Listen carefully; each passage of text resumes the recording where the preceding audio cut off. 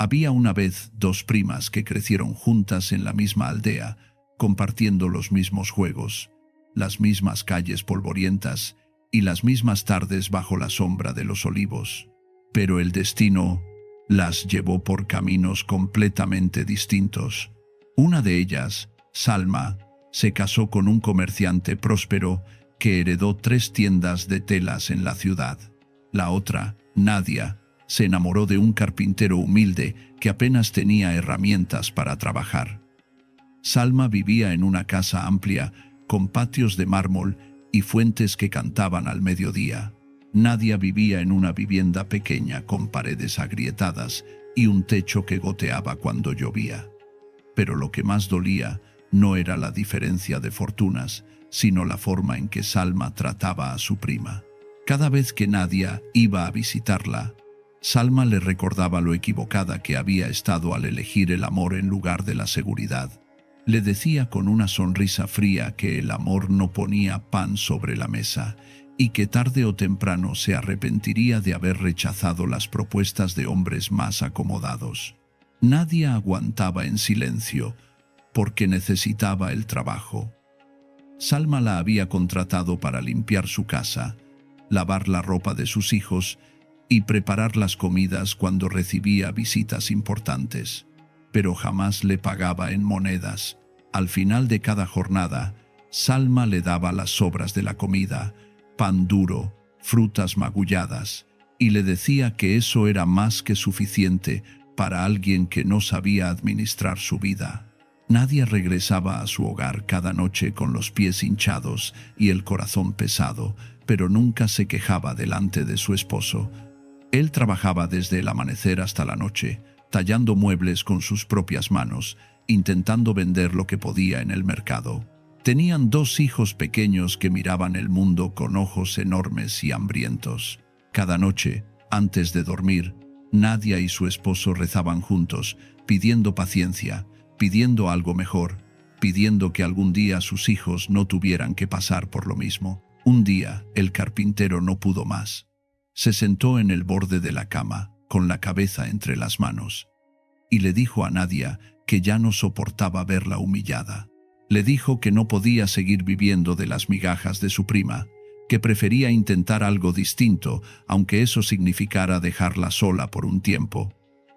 Nadia sintió miedo, pero asintió.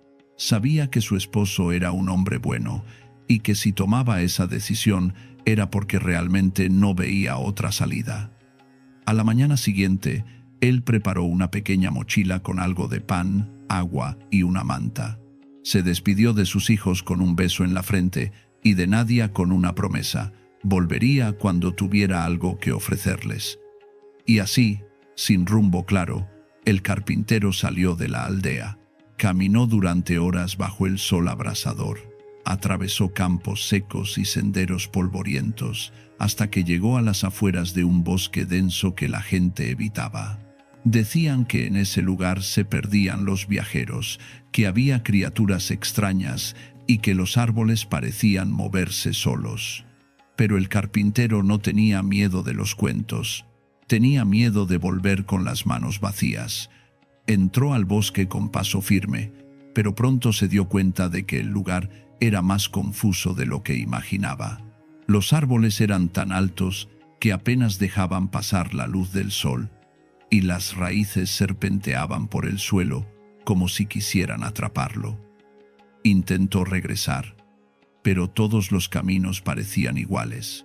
La noche comenzó a caer, y con ella llegó el frío. El carpintero se detuvo junto a un árbol, temblando, preguntándose si había cometido un terrible error. Fue entonces cuando escuchó pasos. Levantó la vista y vio a una niña pequeña, vestida con un chal oscuro, corriendo entre los árboles. La llamó, pero ella no respondió. La siguió instintivamente, pensando que quizás ella conocía la salida. La niña corría rápido, como si flotara, y el carpintero tuvo que esforzarse para no perderla de vista. Finalmente, ella se detuvo frente a una estructura enorme que parecía haber sido olvidada por el tiempo. Era una mansión antigua, cubierta de enredaderas, con ventanas rotas y puertas de madera carcomida. El carpintero dudó. Algo en ese lugar no se sentía bien, pero la niña había desaparecido adentro, y él no tenía otro lugar a donde ir. Empujó la puerta principal, que cedió con un crujido largo y espeluznante. Adentro, el aire olía a humedad y a algo más, algo que no podía identificar. Había muebles cubiertos de polvo, cuadros torcidos en las paredes, y al fondo del salón una chimenea encendida. Sobre el fuego había una olla grande, y de ella salía un aroma delicioso a guiso de carne. El carpintero se acercó con cautela, y justo cuando extendía la mano para comprobar si era real, escuchó una voz detrás de él, una voz suave, pero firme. La niña estaba allí, sonriendo. Le dijo que se llamaba Laila y que vivía en esa mansión con su abuela. Le explicó que no era común recibir visitas y que la mayoría de las personas que llegaban hasta allí lo hacían con malas intenciones. Pero algo en los ojos del carpintero le decía que él era diferente. Laila lo invitó a sentarse, a comer y a contarle su historia. El carpintero, agotado y hambriento, aceptó. Mientras comía, le habló de su vida, de Nadia, de sus hijos, de la humillación constante, de la pobreza que los ahogaba. Laila escuchó en silencio, y cuando él terminó, ella asintió lentamente. Le dijo que entendía su dolor y que quería ayudarlo. Le explicó que en esa mansión había un pasillo largo con 5 puertas. Detrás de la última puerta, le dijo, encontraría cofres llenos de plata. Podía tomar lo que quisiera, pero con una condición. No debía abrir ninguna de las otras 4 puertas. Lo que había detrás de ellas no era asunto suyo, y si las abría, las consecuencias serían graves. El carpintero prometió obedecer. Laila lo guió hasta el pasillo, y él caminó lentamente, sintiendo cómo su corazón latía con fuerza. Las puertas eran idénticas, todas de madera oscura con cerraduras doradas. Se detuvo frente a cada una, sintiendo la tentación de abrirlas, pero recordando las palabras de Laila. Finalmente llegó a la 5ª puerta. La abrió con cuidado, y lo que vio lo dejó sin aliento. Había cofres apilados hasta el techo, todos rebosantes de monedas de plata. Tomó una bolsa de tela que colgaba de la pared, la llenó hasta la mitad y salió del pasillo. Laila lo esperaba en el salón. Cuando vio que solo había tomado lo necesario, sonrió. Le dijo que era un hombre sabio y que por esa razón todo lo que llevaba era suyo por derecho.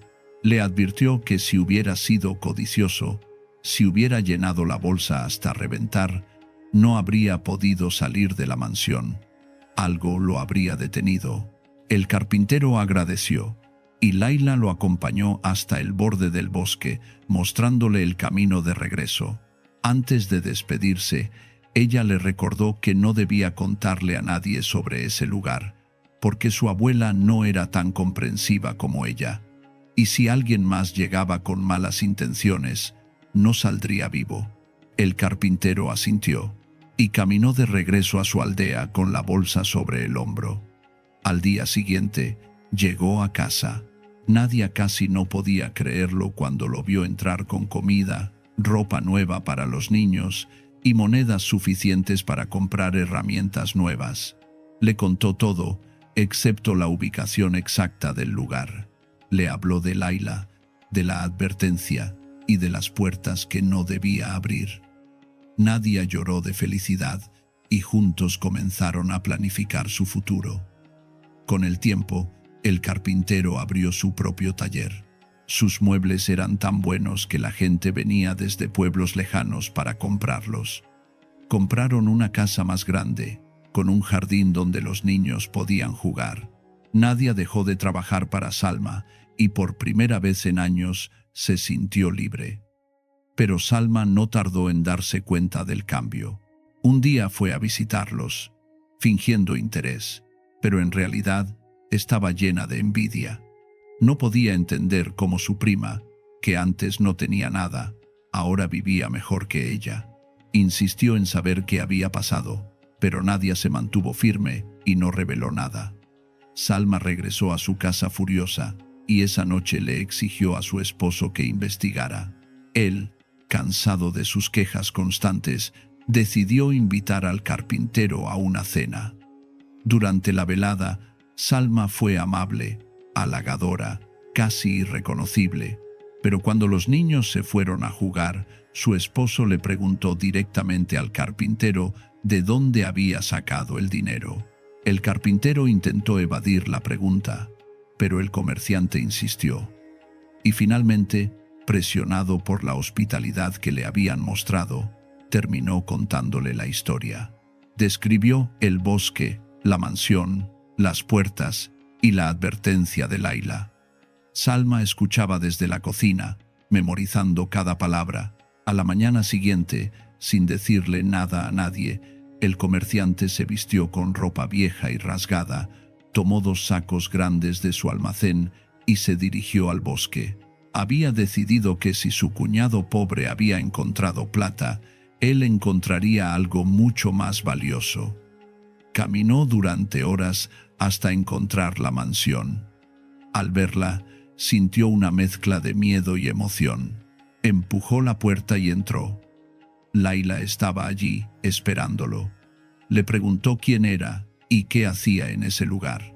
El comerciante, con voz temblorosa, le dijo que era un hombre pobre que buscaba trabajo, que se había perdido y que necesitaba ayuda.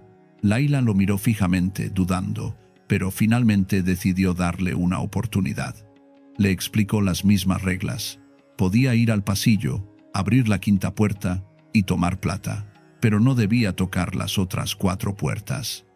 El comerciante asintió, fingiendo gratitud, y corrió hacia el pasillo.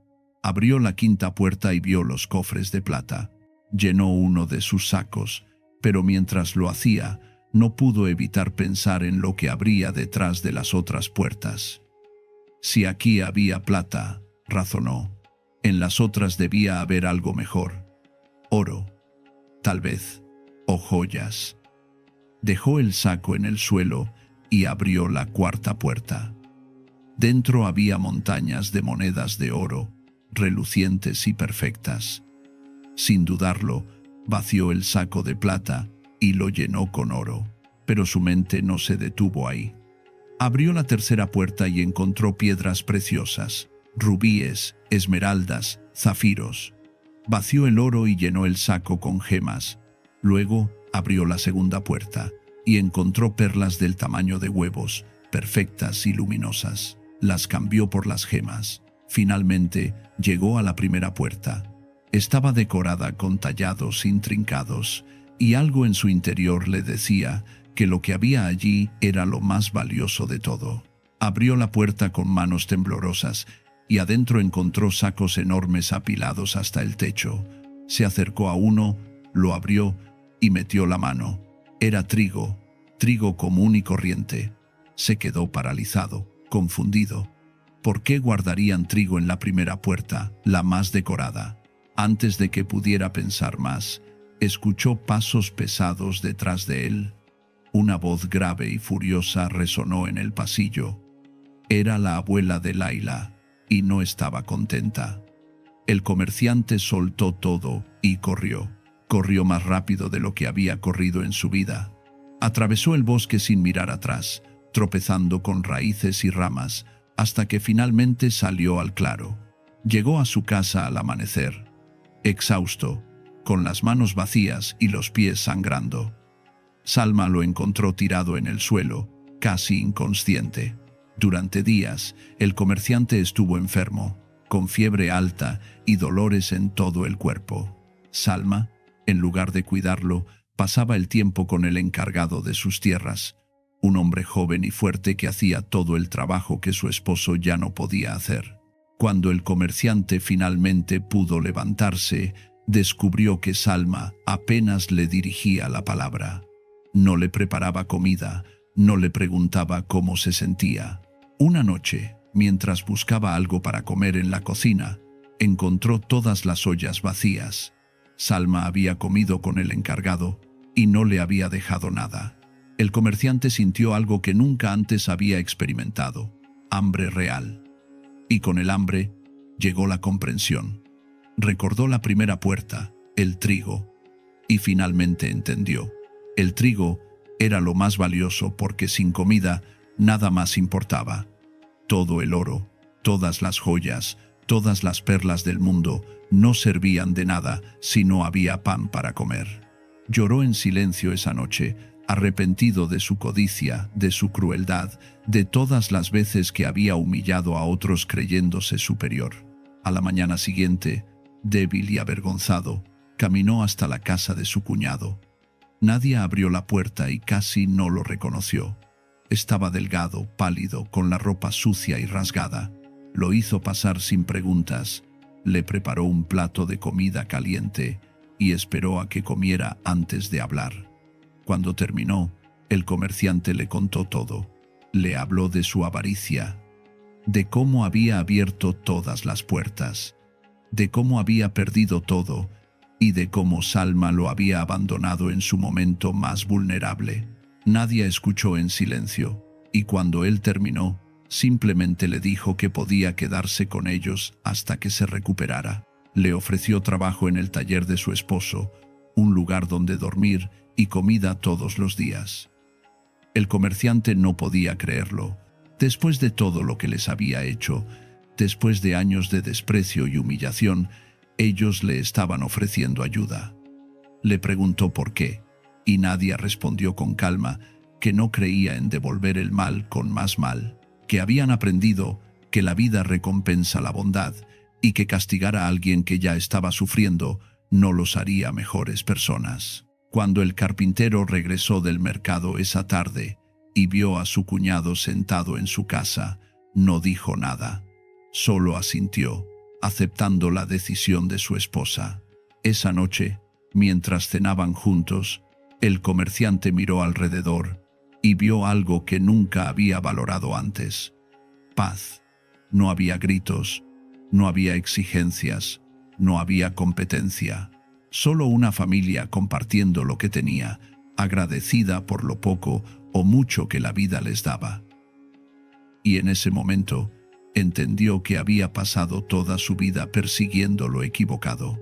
Si llegaste hasta acá, déjame en los comentarios qué te pareció esta historia, y si alguna vez sentiste que la codicia te hizo perder algo importante.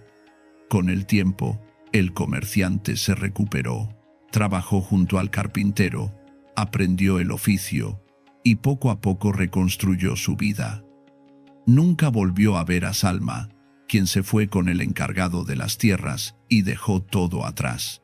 Y aunque perdió su fortuna, su casa y su orgullo, el comerciante ganó algo que nunca antes había tenido: gratitud.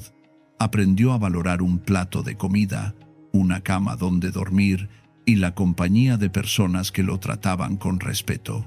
Aprendió que la verdadera riqueza no estaba en los cofres de oro ni en las mansiones grandes, sino en tener un corazón en paz y personas que te quisieran incluso en tus peores momentos. Y así, los dos primos que alguna vez estuvieron en extremos opuestos de la vida terminaron trabajando lado a lado, uno enseñando y el otro aprendiendo, ambos agradecidos por las lecciones que la vida les había dado de maneras tan distintas. Si esta historia te dejó algo, suscríbete al canal para más relatos como este. En una ciudad donde el comercio de telas y sedas era el corazón de la economía, vivía un sastre llamado Omar, reconocido por confeccionar trajes para los hombres más importantes de la región. Su tienda ocupaba 3 plantas de un edificio antiguo en el centro, y sus vitrinas exhibían terciopelos, brocados y linos importados que brillaban bajo la luz del sol. Omar había heredado el negocio de su padre, quien a su vez lo heredó del suyo, y se sentía orgulloso de continuar con esa tradición familiar que ya llevaba 4 generaciones. Pero Omar tenía una obsesión que lo consumía. Necesitaba un hijo varón que continuara el legado. Cada noche, mientras cerraba la tienda y revisaba las cuentas del día, Miraba las fotografías de sus ancestros colgadas en la pared de su oficina y se preguntaba si su linaje terminaría con él. Estaba casado con Amina, una mujer de temperamento tranquilo y manos hábiles que lo ayudaba en el negocio bordando los detalles más delicados de las prendas. Habían pasado 5 años de matrimonio sin que Amina quedara embarazada, y la presión de la familia de Omar crecía con cada reunión, con cada comentario disfrazado de preocupación. Fue durante el 6.º año cuando Amina finalmente sintió los primeros síntomas. El mareo llegó una mañana mientras preparaba el desayuno y tuvo que sentarse porque las piernas le temblaban. Omar, al verla pálida, llamó de inmediato al médico de la familia. Cuando el doctor confirmó el embarazo, Omar no pudo contener la emoción. Abrazó a Amina con una fuerza que casi la dejó sin aire, pero luego, esa misma noche, cuando estaban solos en la habitación, le dijo algo que ella jamás olvidaría. Amina, si nace un varón, te construiré la casa más hermosa de la ciudad, pero si es una niña. Hizo una pausa, mirándola fijamente. Tendrás que marcharte. No puedo permitir que mi apellido se pierda en manos de un yerno que no conozco, que no ha trabajado ni un solo día en este negocio. Amina sintió que el mundo se detenía. Intentó argumentar, recordarle que un hijo o una hija eran igual de valiosos, pero Omar ya había tomado su decisión. Así son las cosas, dijo él, dándole la espalda y apagando la luz. Los meses pasaron y el vientre de Amina creció. Ella trabajaba menos horas en la tienda, pero nunca dejó de bordar. De hecho, comenzó a bordar con más dedicación que nunca, como si cada puntada fuera una plegaria silenciosa. Bordaba flores, pájaros, constelaciones enteras en pañuelos y manteles que luego guardaba en un baúl de madera. No sabía por qué lo hacía, pero sentía que esas piezas serían importantes algún día. Cuando llegó el momento del parto, Omar esperaba afuera de la habitación con los puños cerrados y la mandíbula tensa.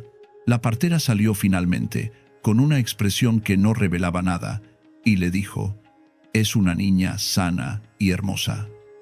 Omar no respondió, simplemente asintió.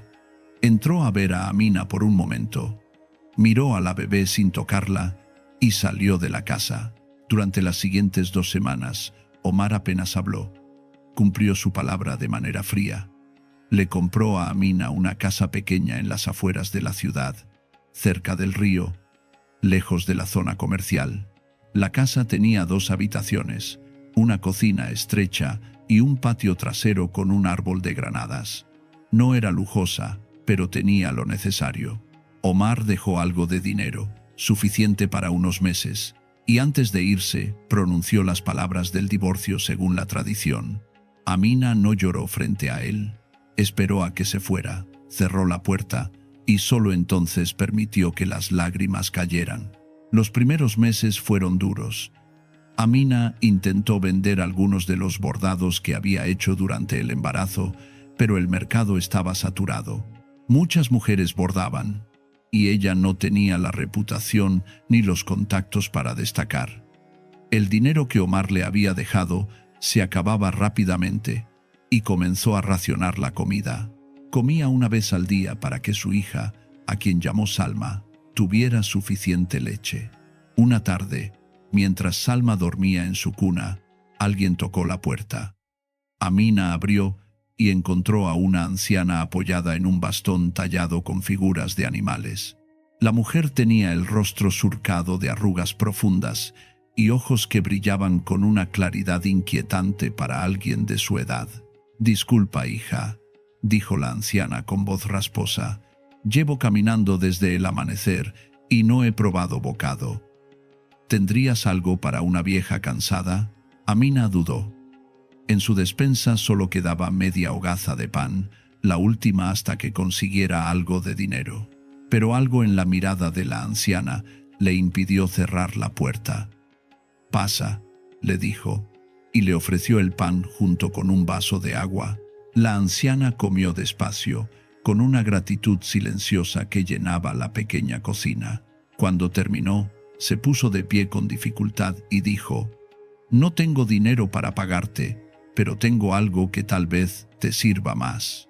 De entre los pliegues de su capa oscura, sacó una máquina de coser antigua, de hierro forjado, con detalles dorados que formaban patrones de hojas y enredaderas. Era sorprendentemente pequeña, del tamaño de una caja de zapatos, pero pesaba como si estuviera hecha de plomo. Si te está atrapando esta historia, déjame un comentario contándome qué pensás que va a pasar con esa máquina. Y si querés más historias así, suscríbete al canal para no perderte nada. «Esto perteneció a mi abuela», dijo la anciana. «No es una máquina común, pero debes usarla con cuidado y nunca dejes que la codicia te domine». Antes de que Amina pudiera hacer preguntas, la anciana salió por la puerta y desapareció por el camino polvoriento. Amina observó la máquina durante horas. En la base había grabados minúsculos, casi imperceptibles, de figuras que parecían bailar. Esa noche, después de acostar a Salma, decidió probarla. Tenía retazos de tela que había traído de la casa de Omar, y pensó en hacer un pequeño vestido para la niña. Preparó los hilos, colocó la tela bajo la aguja, pero estaba tan cansada que apenas pudo dar 3 puntadas antes de quedarse dormida en la silla. Cuando despertó al amanecer, lo que vio la dejó paralizada. El vestido estaba terminado. No solo eso, era una obra maestra. Las costuras eran perfectas, invisibles, y alguien había añadido un bordado en el cuello que representaba un jardín lleno de mariposas. La tela, que era simple algodón blanco, ahora tenía un brillo sutil, como si hubiera sido tratada con algo especial. Amina revisó toda la casa buscando una explicación. Nadie había entrado. Las puertas y ventanas estaban cerradas. Durante los siguientes días, Amina experimentó con la máquina. Cada noche dejaba tela e hilo preparados, y cada mañana encontraba una prenda terminada, siempre con detalles que ella nunca había planeado. Un bolsillo secreto, un dobladillo con hilo de oro, un botón de nácar donde debía haber uno de madera. Las prendas no solo eran hermosas, eran perfectas. Comenzó a venderlas en el mercado, pero con cuidado. No quería llamar demasiado la atención. Cobraba precios justos, nunca excesivos, y con el dinero compraba comida, ropa para Salma, y guardaba un poco para el futuro. La vida mejoró. No eran ricas, pero tampoco pasaban hambre. Salma creció rápido. Era una niña curiosa, de ojos grandes y risa fácil. A los 4 años ya ayudaba a su madre organizando los hilos por colores. A los 7 dibujaba diseños en papel y le preguntaba a Amina si podía coserlos. La niña no sabía nada sobre la máquina mágica. Para ella, su madre era simplemente la mejor costurera del mundo. Pero una noche, cuando Salma tenía 11 años, no pudo dormir. Había tenido una pesadilla y bajó a la cocina a buscar agua. Escuchó un sonido extraño viniendo del taller donde su madre trabajaba. Un zumbido suave, rítmico, acompañado de algo que parecían risas diminutas. Salma se acercó en silencio y miró por la rendija de la puerta. Lo que vio la dejó sin aliento. Sobre la mesa, junto a la máquina de coser, había pequeñas figuras luminosas, no más altas que su dedo meñique, moviéndose a una velocidad imposible. Tenían forma humana, pero sus cuerpos brillaban con una luz azul pálida. Trabajaban en conjunto, pasándose hilos, cortando tela con tijeras minúsculas, riendo y susurrando en un idioma que Salma no reconocía. Al día siguiente, Salma le contó a su madre lo que había visto. Amina se quedó callada por un largo momento, y luego suspiró profundamente. «Supongo que era inevitable que lo descubrieras», dijo. Le contó toda la historia, la anciana, la máquina, las criaturas que trabajaban cada noche. «Son espíritus del tejido», explicó Amina. Según la anciana, están atados a esta máquina por una deuda antigua y solo pueden ser liberados cuando el secreto es revelado por alguien de corazón puro. Salma escuchó con atención, sus ojos brillando con fascinación. ¿Y ahora qué pasará?, preguntó. Esa noche, la anciana regresó. Esta vez venía acompañada de una luz tenue que parecía flotar a su alrededor. «El pacto se ha roto», anunció. «Las criaturas pronto partirán. Pero antes, tienen permitido conceder un último deseo». Amina sintió pánico. Ese era su sustento. Sin la máquina, ¿cómo mantendría a Salma? Pero antes de que pudiera hablar, Salma se adelantó. «Quiero que me enseñen», dijo la niña con voz firme. «Quiero aprender todo lo que saben sobre coser, bordar, diseñar. No quiero que se vayan sin dejarme ese regalo». La anciana sonrió, y por primera vez desde que la conocieron, pareció realmente complacida. «Sabia decisión, pequeña. La verdadera riqueza no está en lo que otros hacen por ti, sino en lo que aprendes a hacer por ti misma». Durante 3 meses, cada noche, las criaturas enseñaron a Salma. Le mostraron técnicas olvidadas, le enseñaron a ver las fibras de la tela como si fueran ríos de energía, le susurraron los secretos de los tintes naturales y las puntadas que podían hacer que una prenda durara generaciones. Salma absorbía cada lección con una dedicación que sorprendía incluso a su madre. Cuando las criaturas finalmente partieron, despidiéndose con un destello de luz que iluminó toda la casa, Salma ya no era una niña.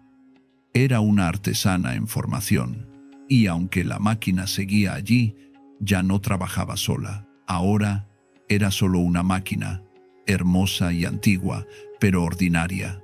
Salma continuó el negocio de su madre, pero lo llevó más allá. Experimentó con nuevos diseños, mezcló estilos tradicionales con ideas modernas que veía en las revistas que llegaban de la capital. A los 18 años, ya tenía clientas de otras ciudades que viajaban específicamente para encargarle vestidos. A los 23, había abierto su propio taller con 5 empleadas. A los 27, su nombre era conocido en todo el país. Amina, ahora con canas en el cabello y arrugas alrededor de los ojos, observaba a su hija con un orgullo que no cabía en su pecho.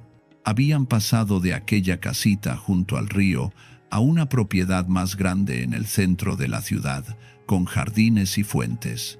Pero Salma nunca olvidó de dónde venían. Cada mes, donaba ropa a orfanatos y asilos.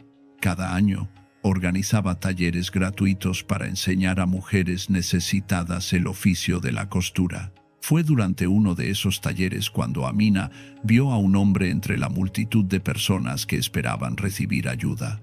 Estaba en la fila para recibir ropa, encorvado, con un bastón y ropas raídas. Cuando llegó su turno, Amina lo reconoció. Era Omar. No lo había visto en casi 30 años. El hombre que una vez fue el orgulloso dueño de la mejor sastrería de la ciudad, ahora parecía una sombra de sí mismo. Sus manos temblaban, y su mirada era la de alguien que ha perdido todo. «Omar», dijo Amina suavemente. Él levantó la vista y en sus ojos hubo un destello de reconocimiento seguido de vergüenza profunda. «Amina, yo no esperaba verte aquí». «¿Qué pasó?», preguntó ella, sin rastro de rencor en su voz. Omar bajó la cabeza. «Después de que te fuiste, me volví a casar. Tuve el hijo que quería. Lo llamé Rashid y lo crié para que tomara mi lugar». Hizo una pausa, con la voz quebrándose. «Lo entrené desde niño, le di todo, pero conforme creció se volvió diferente, descuidado, arrogante.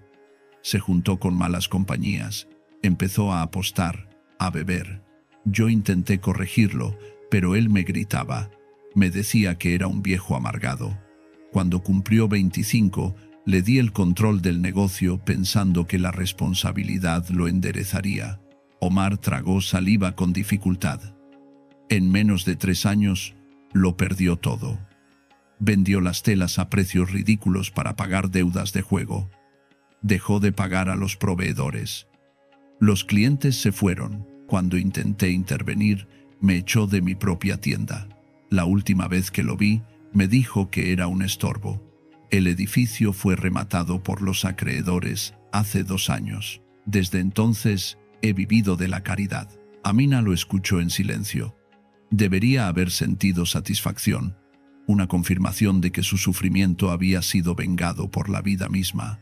Pero lo que sintió fue algo más complejo, una mezcla de tristeza por el tiempo perdido y una extraña paz al saber que ella y Salma habían construido algo mejor. «Ven conmigo», dijo Amina. Lo llevó hasta donde estaba Salma, que acababa de terminar de enseñar un punto de bordado a un grupo de mujeres mayores. «Salma», dijo Amina, «hay alguien a quien debes conocer. Este es Omar, tu padre». Salma miró al anciano frente a ella. Había crecido escuchando historias sobre él, la mayoría dolorosas, pero la mujer que era ahora, la que había sido moldeada por la enseñanza de seres mágicos y el ejemplo de su madre, veía más allá del resentimiento. «¿Tienes dónde quedarte?», preguntó Salma. Omar negó con la cabeza. «Entonces quédate con nosotras. Hay una habitación en la casa que no usamos, y mañana, si querés, podés ayudar en el taller. Siempre necesitamos a alguien que sepa de telas». Omar lloró. No pudo evitarlo. Las lágrimas corrían por su rostro arrugado mientras repetía: «No merezco esto. No merezco tu bondad». «No se trata de merecer», dijo Salma. «Se trata de elegir ser mejores que nuestras circunstancias». En los meses siguientes, Omar se integró lentamente a la rutina del taller. No podía coser como antes. Sus manos ya no tenían la firmeza, pero podía organizar, podía aconsejar, podía contar historias sobre técnicas antiguas que Salma encontraba fascinantes. Y cada noche, antes de dormir, se sentaba en el pequeño jardín de la casa y miraba las estrellas, preguntándose cómo había sido tan ciego durante tanto tiempo. Un día, mientras revisaba unas telas en el depósito, encontró la vieja máquina de coser que había iniciado todo. Estaba en un estante alto, cubierta de polvo pero bien cuidada. Pasó sus dedos por los grabados y sintió una calidez extraña emanando del metal. «Esa máquina tiene una historia», dijo Salma, apareciendo detrás de él. «Me gustaría escucharla», respondió Omar. Y Salma se la contó. Le habló de la anciana, de las criaturas mágicas, de las noches de aprendizaje. Le contó cómo su madre nunca había usado esa magia para volverse rica, sino solo para sobrevivir con dignidad. Le explicó que la verdadera lección no estaba en la magia, sino en la sabiduría de saber cuándo dejar ir el poder y confiar en el propio esfuerzo. Omar escuchó con atención, y cuando Salma terminó, dijo algo que nunca había dicho en su vida. «Me equivoqué. Me equivoqué en todo lo que valoraba. Pensé que un apellido era lo más importante. Pensé que un hijo varón garantizaba un legado. Pero el legado no está en el nombre. Está en las acciones, en los valores que transmitís, en las vidas que tocas». Salma puso una mano en el hombro de su padre. «Lo importante es que ahora lo entendés. Los años pasaron». Salma expandió su negocio, abrió escuelas de costura en diferentes ciudades, publicó libros sobre técnicas de diseño. Se casó con un arquitecto que compartía su visión de ayudar a comunidades desfavorecidas y juntos iniciaron proyectos que combinaban diseño textil y construcción sostenible. Amina vivió para ver a sus nietos, que crecieron escuchando la historia de la máquina mágica como si fuera un cuento de hadas. Omar pasó sus últimos años en paz, trabajando en el taller hasta que su salud ya no se lo permitió. Antes de morir, reunió a Salma y a Amina y les dijo: «Gracias por enseñarme que el verdadero valor de una persona no está en su género ni en su herencia, sino en su corazón». Salma, Sos el hijo que siempre necesité, no porque seas hombre o mujer, sino porque sos buena, sabia y generosa. Perdóname por haber tardado tanto en verlo. La máquina de coser sigue en la casa, ahora como una reliquia familiar. Salma a veces la mira y recuerda esas noches mágicas de su infancia. Sus hijos le preguntan si la historia es real, y ella siempre responde: la magia más real no es la que hace aparecer cosas de la nada, sino la que transforma a las personas. Si llegaste hasta acá y te quedas pensando en esta historia, suscríbete al canal y compartila con alguien que necesite escucharla.